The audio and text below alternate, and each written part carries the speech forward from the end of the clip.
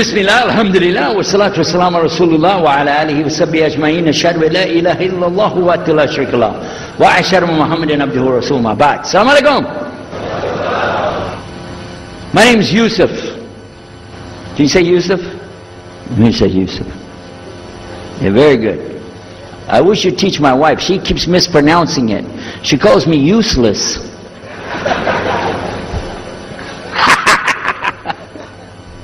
Alhamdulillah. Now, how many of you were in the program today? I was teaching us, trying to teach about how to call the people to Islam called Dawah. I just used an example what I was telling you about. Remember I was telling you when you introduce yourself to somebody, you got to get friendly with them. So I just used an example right there. Because this will disarm the people. This disarm them and make them relax a little bit. Because they're coming to you with things like, how come you Muslims has to kill all the people? What kind of question is that? How come you have to beat your wives? Why does your book tell you that you're the only ones going to go to paradise? So these kind of questions, when they come to you, what are you going to do? So the first thing, as we said in the program, and I hope, by the way, if you didn't join us today, join us tomorrow. But when we're doing it, you look through the schedule. I'm not going to get into that, but just look through the schedule and join us for this whenever we're talking about the dawah. Because part of giving dawah is you. And if the people aren't buying it, they're not going to listen to what you got to say. So you got to soften them up a little bit. Got me? Okay, where are we? The subject tonight is the subject of priests and preachers entering Islam. And often people ask me, we heard about you used to be a priest or something and you came into Islam, so, tell us about it. We want to know, how does that happen? And it's not just Muslims who want to know. Non-Muslims would like to know the story too, because they feel like, you mean you didn't understand? I mean, you were a priest, you didn't understand about Jesus? Come on, man! So, it's a topic that I talk about a lot. The first thing I have to do is clarify a couple of points. I was not a priest. In the English, we use the word priest to mean somebody who is in the Catholic Church. If you're not from the Catholics, if you're from the Protestants, then you don't use that term. We usually use the term, for instance, pastor, minister, preacher, reverend, and these are some of the titles. We came up with an awful lot of them because that's the way humans are, right? Give ourselves titles. So, I was a preacher and a minister of music. But that doesn't really matter, but just if you're talking to a Christian and you say a priest, he's going to say, oh my God, how is that? And when they find out, oh, you weren't a Catholic, well, that's a lie then, you weren't a priest. So I want to clarify that. As a matter of fact, I will tell you in my own estimation, I'm probably the least of the factions within this equation. Because there were so many other people that came into Islam the same time I did. And that's why it takes a little bit of time to tell the story. But they asked me to tell it tonight, so we're going to do that. But I want you to listen carefully to realize what goes through the mind of a person that's not Muslim. Okay?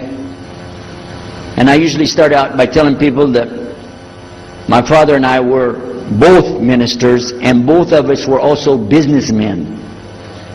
In the reverse order. We were business first and preacher second. Got me? Because, well, as they say, business is business. And that's exactly how it worked. We operated mostly in Texas. We had a place in San Antonio, Houston, and also in the Dallas area. And we were very concerned about Christian conditions. So my father started something called Concerned Christian Centers. And basically, if you look at it from a material point of view, it was a place to sell stuff.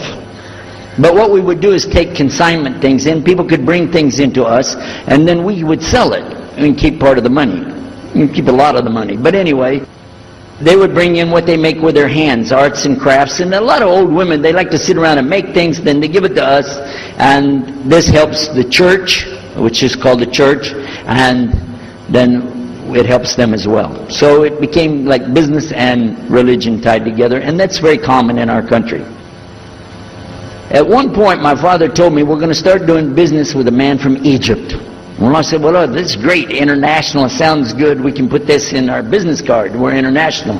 He said, and this man, he's from Cairo, Egypt, and that's where, if you know, they have the Nile River, they have those big pyramids, they have the Sphinx, Abu Hul, you know, they got everything. I'm saying, oh, this is good. He said, and he's a Muslim. I'll never forget it. I've told the story many times, but it's just like it happened yesterday. I'm standing in between the kitchen, in the dining room and the living room area. You know, like this when we're talking, and I just stopped like this. I said, what? A Muslim? No way. No way do I want anything to do with that. Dad, come on, you should know better than anybody. Because we were linked in with other preachers. My father supported people like Pat Robertson. Huh? You know him? Pat Robertson? And Oral Roberts. He's not very popular anymore, but he used to be real strong. And his ministry up in Tucson, up in Tulsa, Oklahoma. In addition to that, people like Benny Hinn. I don't know if you heard of Benny Hinn. He's coming over this way, so look out. And there's many of them. John Hagee, and the list goes on. Jerry Falwell, Jimmy Swaggart, some of the names, maybe you heard those before. We know these people. We know all about them. All about them. Okay? So at one point, here I am standing there talking to my father about a Muslim. These are the enemies of God. This is what we've been taught. These same people, I just mentioned their names, in their preaching on the television and so on, this is what they teach. Muslims are no good. Now it just became Muslims are terrorists, but back then, you know, we didn't reach that level yet. We were still just kidnappers, hijackers, you know. They said that Muslims don't believe in God, that they're worshiping a black box in the desert, and they kiss the ground 5 times a day. Now that's what we know, man. So here's this Muslim going to do business with us. I told my dad, no way, I'm not going to do it. And he insisted. He said, I want you to meet this man. He's very nice. And I said, I don't want to meet him. I never am like this, by the way. But on this case, I said, no, that's one thing I'm going to stand firm against. We're not going to do it. He said, I want you just to meet him. I said, all right, I'll do it for you. I'm going to do it my way. I'm going to go to church. And it's going to be on Sunday. When I come out of the church, I'm going to have my Bible under my arm. I'm going to have the salib. I used to carry a big cross. I'm going to have my cross with me. And I'm going to have my hat that says Jesus is Lord. And I'm going to have my wife, born again Christian, with me. And we are going to get this demon, devil, infidel, Muslim, and we're going to show him Jesus. Now, this is a true story, by the way. So I got up that morning on Sunday and I was thinking, man, you know. We went to church. Strangely enough, the preacher was preaching out of the Old Testament about salvation coming at the time of David, which really puzzled me, because according to Christianity, it's coming through Jesus. And it really, that opened the door for me, but that comes up later in the story. Why was he saying there's salvation before Jesus? That's interesting. Now, when I get there to my father's store, I'm looking around, you know. I'm looking for somebody wearing, you know, a long white robe and some kind of black, you know, thing over that with a long beard, and I guess I was looking for me, wasn't I? Anyhow, when I get in there, I don't see this guy.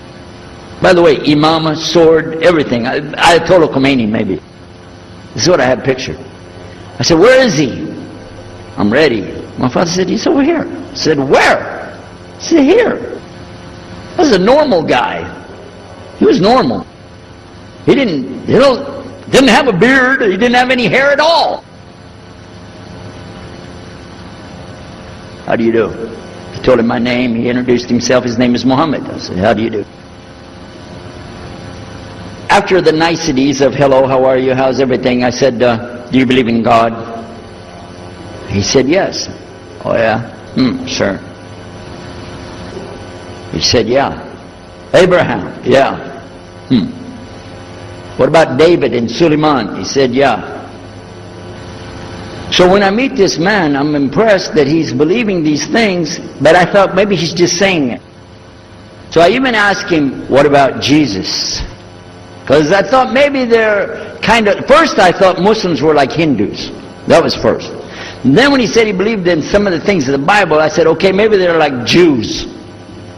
So that's when I said, yes, but what about Jesus?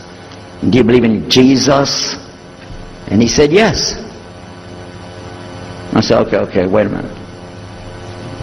This is going to be easy. I can convert this guy. So I agreed that we're going to do business with him. And in fact, I took him immediately out to have tea together. We sit together, drink tea, talk a little while. And I started trying to preach to him right away. I'm in the Bible. I got it right there. Flip it open. Genesis. Let's talk about Abraham. What do you know about Abraham? Abraham, he had 2 sons, you see? And blah, blah, blah, blah, blah. And I'm doing all the preaching to him. You imagine this? And he sat there. Okay. He's a graduate of Allah's heart. And he's, like this. Get me? You know what I'm saying? Well, it happened that during Ramadan, some of his friends that he was staying with, they had to move their apartment around or something, and he was going to go stay in the masjid for itikaf in Ramadan. It's normal. We didn't understand. I thought he has nowhere to go, and I told my dad, this man has nowhere to go. And my dad said, no, he's got money. I said, no, he doesn't. Daddy, I'm telling you, he has no place to go. I heard him say he's going to go live in the mosque. To a Christian, if you're going to live in the church, ooh, that's the worst. So I said, let me offer that he can stay at our place. And my dad said, no, you don't do that. That's not right. I said, no, I'm going to offer it to him. I went to him and I said, how would you like to come stay at our place? He said, no, I want to go and stay there. I want to stay in the mosque, and it's something good. I said, oh man, look at this poor man. Oh my God. He doesn't know, you know. He just, oh, poor soul. Please come and stay in our house. And he said, no, I can't. I need to go stay with her. I said, look, I'm scratching his dignity. So I told him, listen, no. I want you to come and you can pay. You can pay money and stay with us. He said, how much?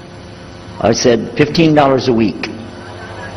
Which in America is like nothing. $15 is nothing. I said, and then he kind of hesitated. I said, and we'll pay for all the food. Well, you eat $15 worth of food in one day in America. He said, okay, all right. And I told my dad later, I said, see how I did that? Because now he'll stay with us. He knows he's getting a good deal on the food, and I was making it all about money. Well, I didn't know he wanted to come and stay with us. He wanted to learn about how we're Americans and how is the Dawah going to be. What do we believe? Especially people who are preaching. So he came and stayed in our house.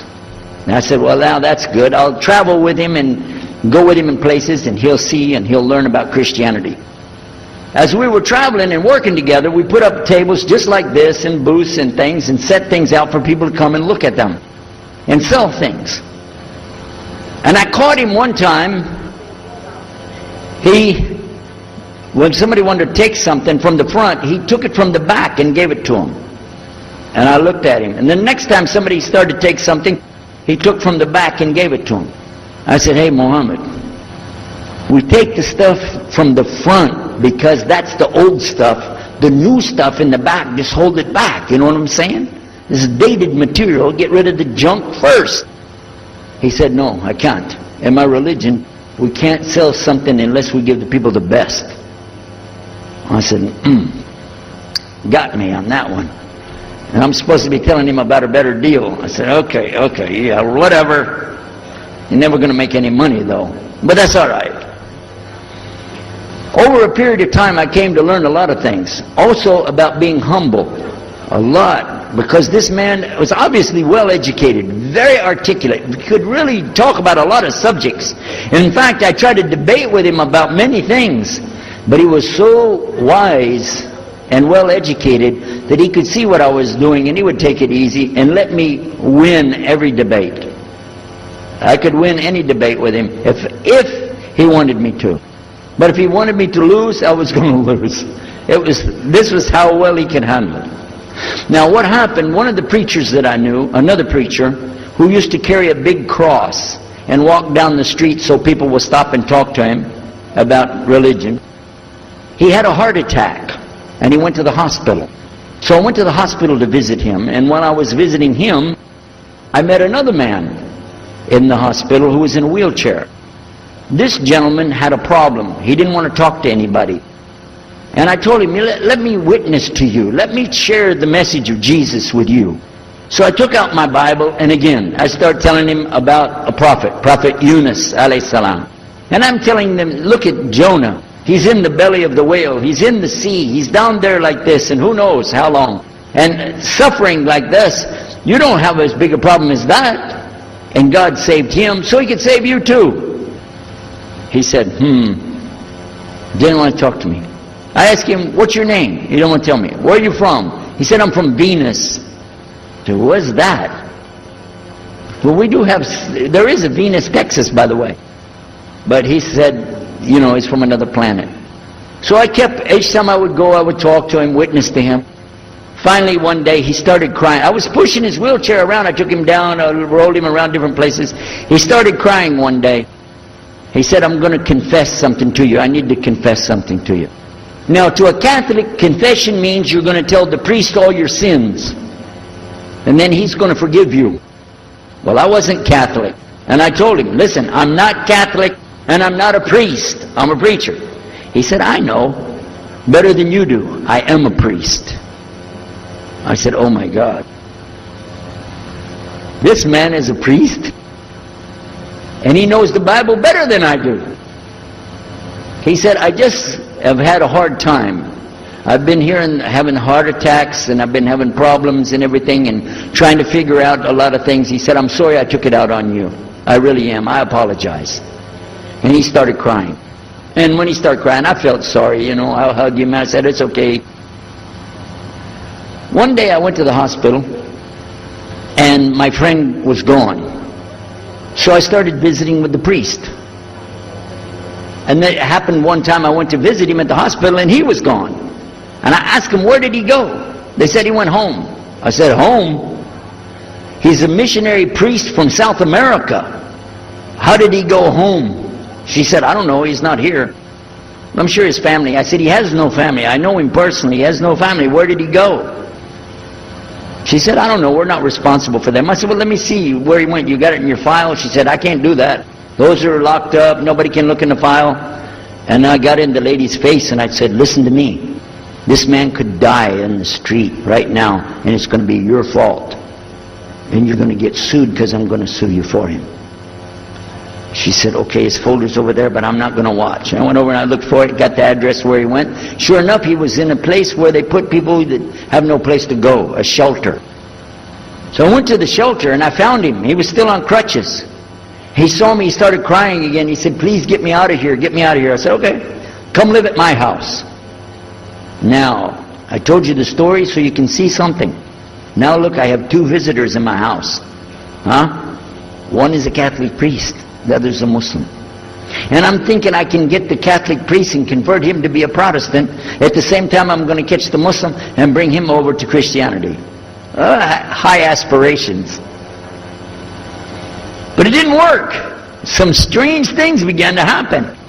We would sit around the table at night to discuss what is the Bible and what's the salvation. My father has a Bible. It's called King James Version of the Bible. Most of you probably heard about it, especially any students of Ahmadiyyat or Zakir Naik. You've heard about King James Version of the Bible. But I work out of a different one that I've had since 1953. It's called the Revised Standard Version.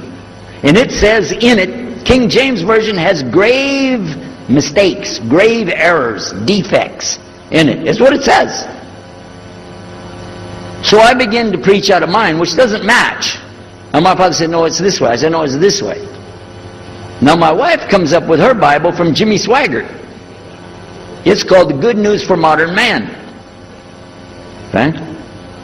Totally different. It's written in modern vernacular. You can just, say anything you want to with it. You don't even recognize the Bible anymore. The Catholic priest, he's got another Bible. An older Bible with 73 books. We're working out of 66 books. And his is not even the same in the verses. It doesn't match up at all. And I never even knew about this subject until then. And he's saying this, and I'm saying that. My father's saying something else. My wife's on something else. And all the time, Muhammad the Muslim is sitting over there like this. So we asked him. I guess it was me. I asked him. I said, well, how many versions of your book, your Quran, do you have?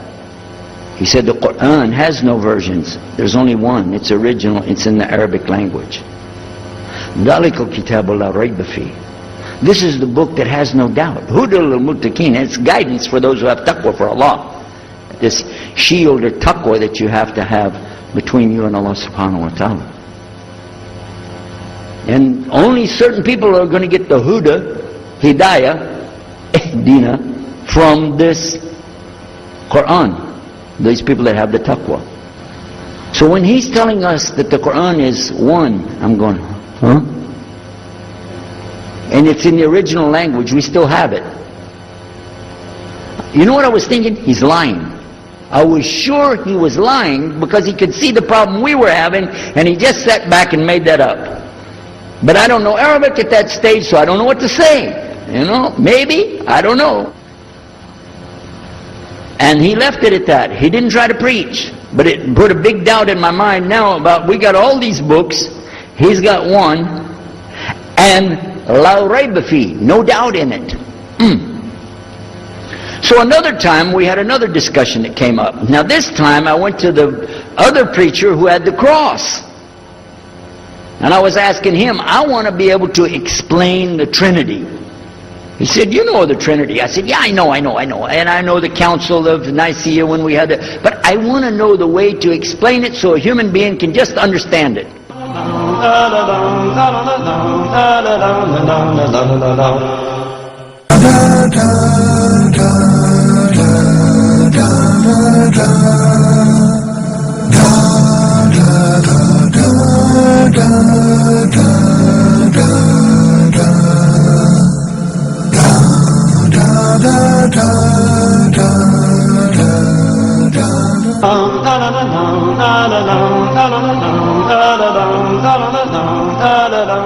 Said, okay, it's like an apple. Just take an apple.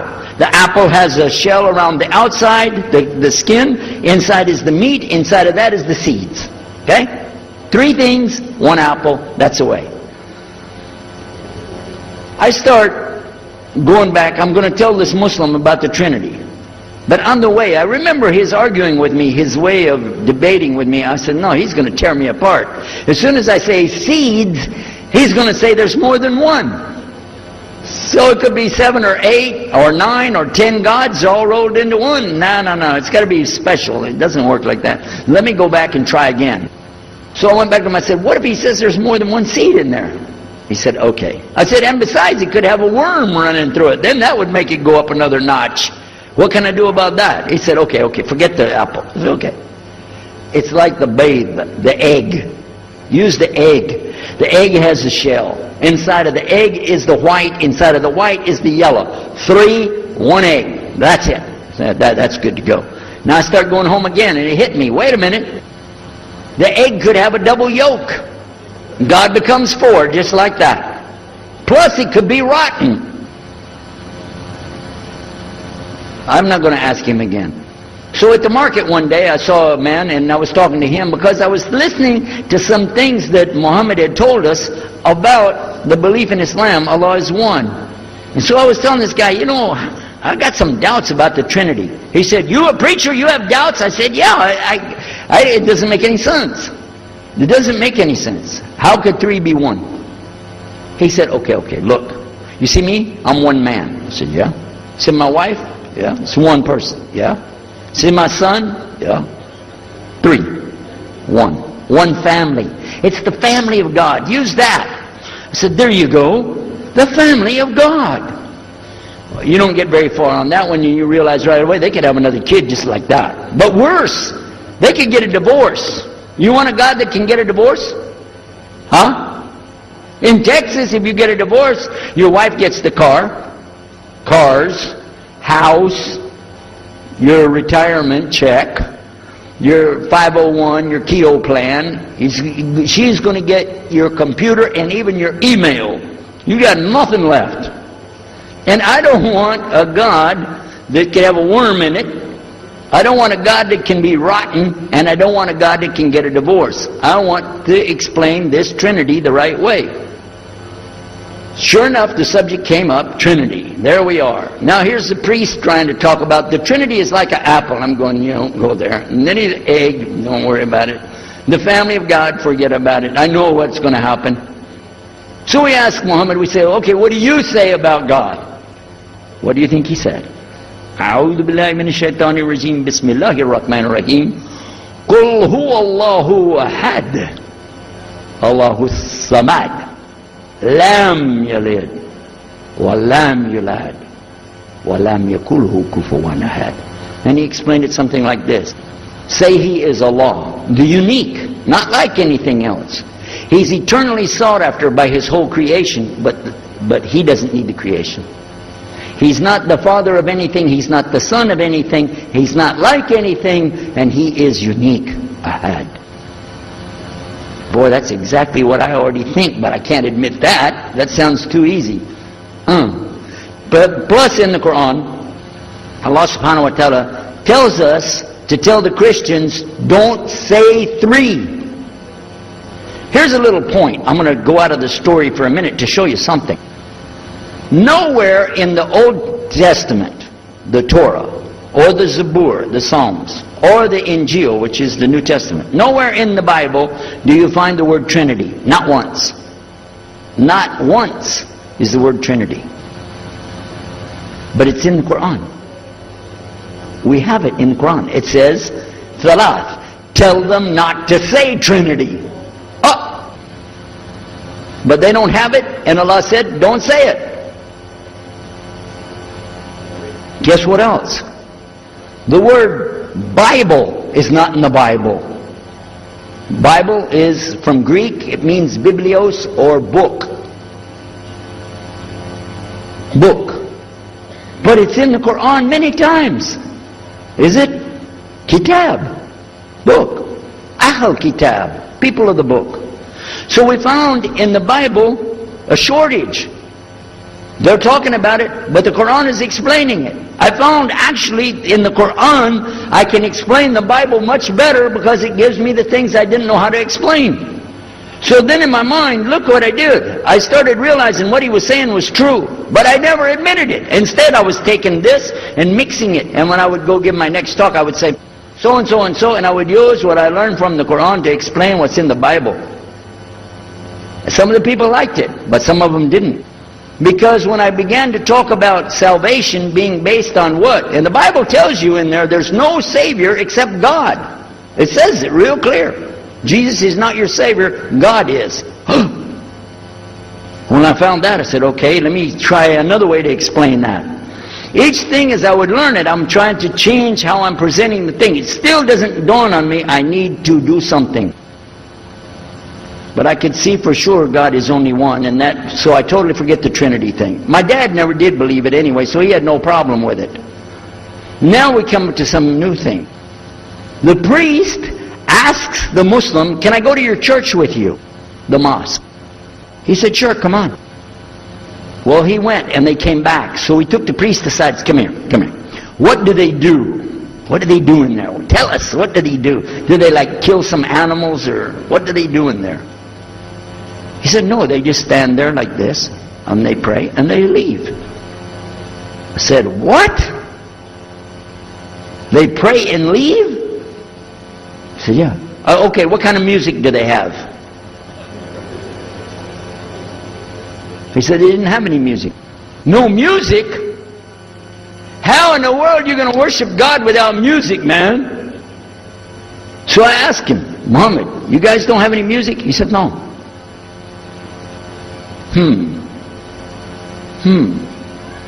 Now I'm in the piano and organ business. I said, how many mosques are there in the world? He said, millions and millions and millions of them. And I said, none of them have a piano. He said, no. Any of them have an organ? He said, no. Oh man, I can get rich. just introduce some music to these guys, put it in there, you know, bound to be. I said, do the Arabs have any music? He said, oh, Arabs have music. I said, boy, I got it figured out, boy. I can see my next $1 million coming right straight up at me, you know. So then the priest asked again another time, he wanted to go back to the masjid again. He went, this is middle of July, 1991. He went to the masjid with him again. And by the way, this masjid, Sheikh Mohammed Jabali knows it very well, is on Medina Drive in Arlington, Texas. And that's where they were going to, because we were living in Midlothian, just south of Oak Cliff and south of Dallas. So they didn't come back. All night we're waiting. What happened? Very late they came back. And when he came in, I looked, there's Muhammad, I recognize him. Who's the guy with him though? He's wearing a white jalabiyah, white dress like this. Has a white pillbox cap on his head. And I looked at him and I said, Pete. His name was Father Peter Jacobs, but we're not, you know, Catholic, so I don't have to call him Father. I said, Pete, did you become a Muslim? He said, Ashhadu an la ilaha illallah, Ashhadu Muhammad Rasulullah. I said, oh my God. Now I used to have cameras like these cameras right here, because we had a television show called Estes Music Jamboree. So I got one of our cameras out, opened it up, set it all up on the tripod, and I was going to interview him and ask him, well, you know, well, you went to Islam, what happened? While I was talking to him, though, he fell asleep. So it was still in my mind, and I was thinking, what am I going to do? This is too amazing. Now here I'm preaching to the people, and I'm trying to change what I'm saying, and here's a priest, just became a Muslim. My father's saying it's a good deal, it sounds all right to him, and I don't know what to do. So I decided, I'll talk, make mashura. I talked to my wife. We have an apartment upstairs. We were in our apartment up there, and I'm telling her, oh, you know, a priest became a Muslim today. What is that? And can you imagine what they were saying about the Quran and saying about this and so and so? All of a sudden she said, I want to get a divorce. Oh, whoa. It's not the subject, but what happened? She said, no, all this talking about religion and talking about Islam, and so I can see. I said, oh, no. No problem here. No problem. I said, you thought no, I was just observing somebody else. No, I'm not interested. Trust me. I don't want to be with those Muslims. Last thing I want to do is be with a Muslim. No way. Just put your mind at ease. She said, I need a divorce. I said, where are we going with this again? What's the problem with that? What happened? She said, a Muslim can't be married to a Christian. I said, what? No, wait a minute, hold on. I don't, look at me. I'm telling you, I swear I don't want to be a Muslim. Okay? Okay? And even if I did, don't you remember what he said? A Muslim man could be married to a Christian woman, it's not a problem. But I'm not saying I won't do, I'm just saying it's not a problem. She said, that is the problem. A Muslim woman can't be married to a Christian man. I want to be a Muslim, so I need a divorce. I'll never forget, I was sitting right on the edge of the bed, just sitting there, you know, and I almost fell over. I said, at last, I can tell the truth. I can say it. I didn't realize that she liked the idea. I was afraid. I said, okay, the good news is, I too want to be a Muslim. You know what she said? I don't believe you. I said, no, really. I was just saying that because, you know, but for sure, just so you know, I want to be a Muslim. I've been thinking about it. I want to be a Muslim. We're both going to be Muslim. Alhamdulillah, it's going to be great. Right? You know what she said? I don't believe you because you're either lying right now or you were lying 5 minutes ago when you said you didn't want to be a Muslim. And either way, I don't want to be married to a liar. So get out. So I started leaving. I'm walking down the stairs of the apartment. I'm down to my father's part. I said, wait a minute, where am I going to go? This is my father's house. I just got thrown off of my own property. What happened here? So I went to get to Muhammad and I woke him up. I said, come, you and me, we got to talk. Come with me. And we went outside the house and we walked those country roads in Midlothian, Texas until the time for the sun to come up at dawn.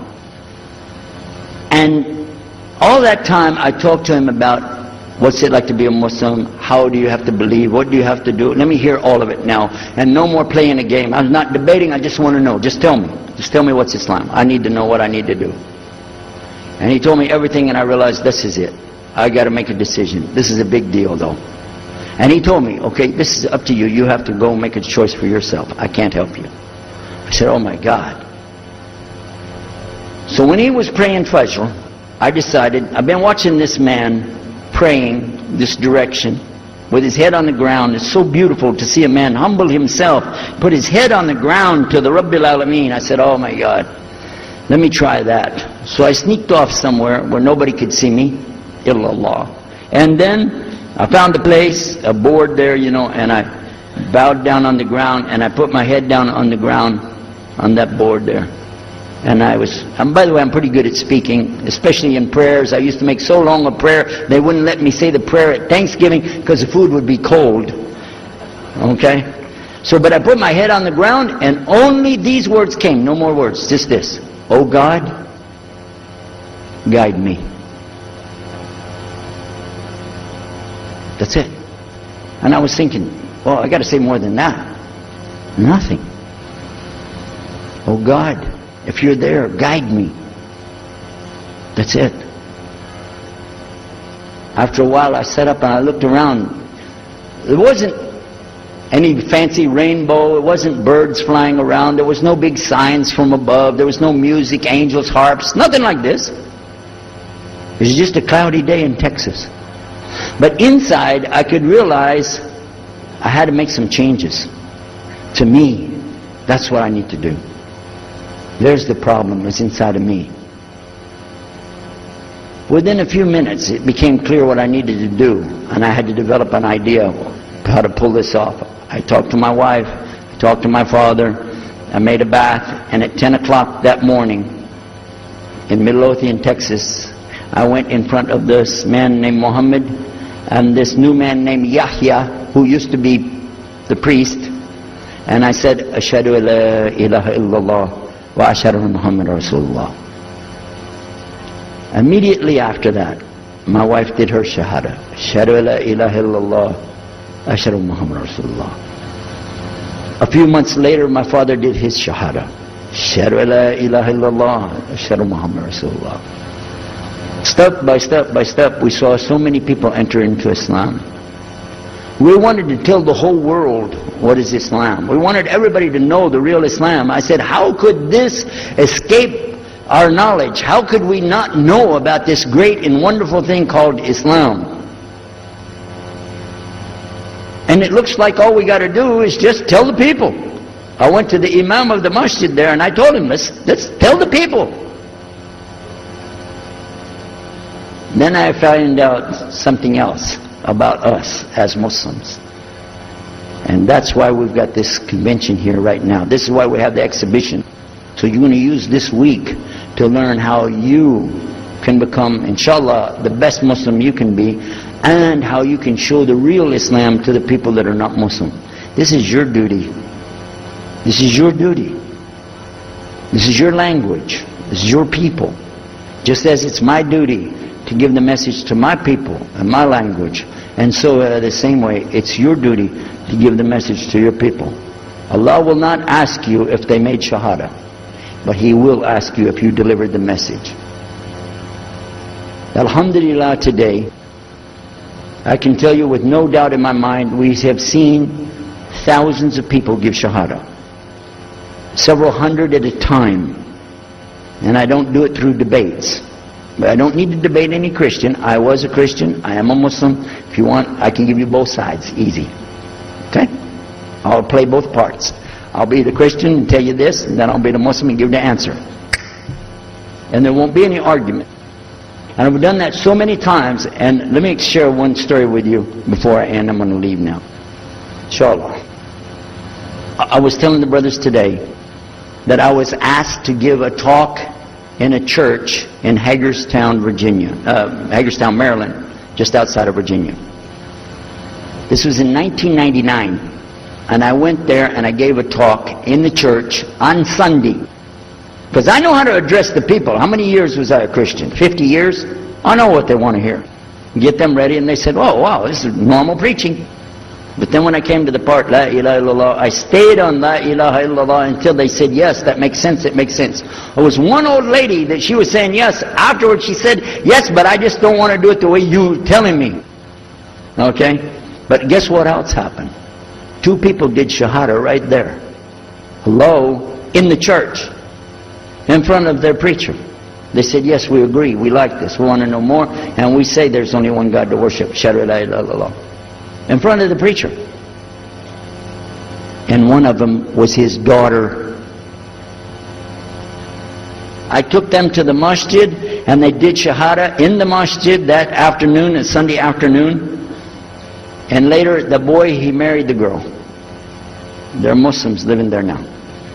Now, may I ask you a question?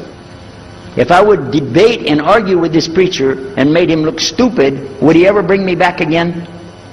No. I'm going to ask you a question. If you were at a place and you saw somebody change their religion to another religion in the temple of that religion, and the father was the priest there, what would you think?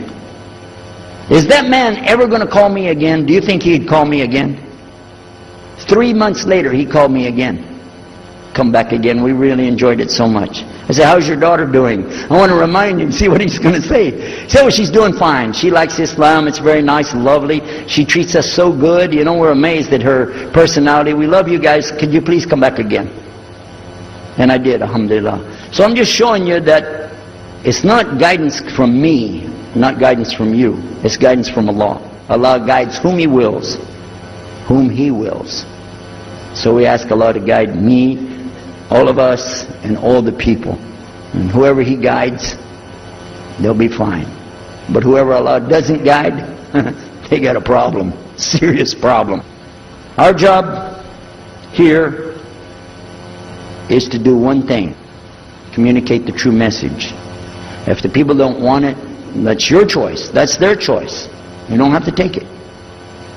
But it's our responsibility in putting this on, all the scholars that are here, it's their responsibility to tell us what's the truth in Islam and let us see for ourselves. And that's what we're going to try to do through this week. So I need you guys to listen to me.